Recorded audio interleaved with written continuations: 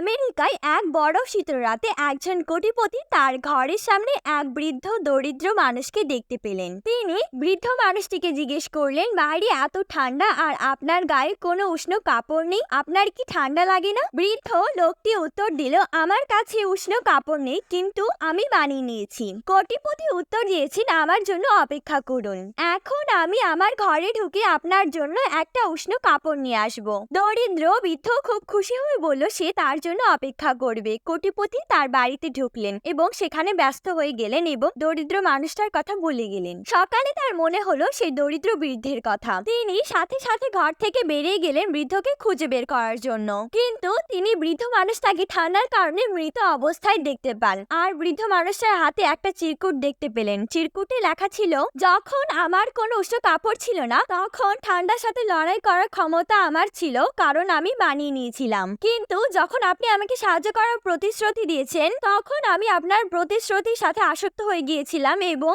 আমি আমার তীব্র ঠান্ডা প্রতিরোধ করার ক্ষমতা হারিয়ে ফেলি। কাউকে প্রতিশ্রুতি দেওয়ার আগে ভাবুন এবং অহেতুক মিথ্যা প্রতিশ্রুতি থেকে বিরত থাকুন।